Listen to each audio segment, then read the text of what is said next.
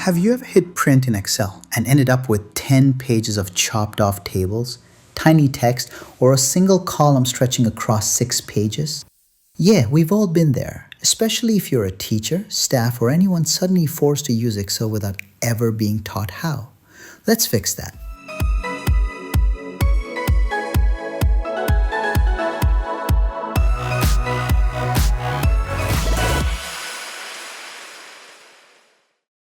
Hello and welcome. My name is Al, and in this video, I'll show you how to get your Excel file to actually print the way you want it to, or the way you've been told it has to.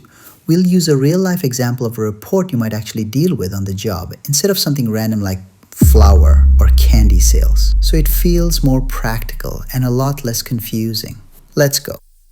Let's say you received this Excel report template and you filled it out with the necessary data. This report must be printed on letter-sized paper in portrait orientation and showing page numbers at the bottom. Everything looks fine until you hit the print button. And now it looks weird. The columns don't fit on one page and are spread across 6 pages. Let me show you how to fix that. First, I start with the font. If your text is too small, no one will be able to read it on paper. If it's too big, it won't fit. If there's no required font, use Calibri or Arial at 10 to 12 points, depending on your content. You can adjust later, but don't skip the step. In this template, the main header is 14 point. Section headers are 12 point and data is 11 point. These are readable sizes when printed. Next, let's set the paper size. Printing on the wrong size wastes time and paper. We know this report should be on letter-sized paper, portrait orientation. Go to page layout, size. Here it's set to A4. Let's change it to letter by clicking on it. Now check the margins. If there's no specific margin requirement, customize them for best fit. Go to page layout, margins, then choose custom margins at the bottom. Set top and bottom to 0.5 inch and left and right to 0.25 inch. Then click OK. Now these dotted lines are page boundaries. Zoom out and you will see that the sheet still spreads across multiple pages. Let's fix that by fitting all the columns on one page. Start by adjusting the column widths. For example, the first column has numbers. It doesn't need much space. Hover between columns A and B until your cursor changes to a double-sided arrow. Click and drag to resize. Repeat this for other columns, but use your judgment. Keep the content readable. Adjust until all columns fall inside the first page's dotted line. Now press Ctrl P to check the print preview. We're down to 2 pages, but now some content is missing. Back in normal view, you'll see that some text is hidden, like coordination and engagement section. Let's fix the row height. Just like with columns, hover between row numbers until the up-down arrow appears. Click and drag to adjust height. But there is a faster way. Double-click the row border to auto-fit the height. You can select multiple rows and double-click to auto-adjust them all. Check the print preview again. All the data is now visible and the report fits on 4 pages. Page 1 still ends awkwardly. The section header is on page 1, but its data is pushed to page 2. We can fix this using Page Break Preview. Switch to it using the icons at the bottom right. We have Normal, Page Layout, and Page Break Preview. Click on Page Break Preview. Page Break Preview shows blue lines marking page boundaries. Anything outside the blue lines won't print.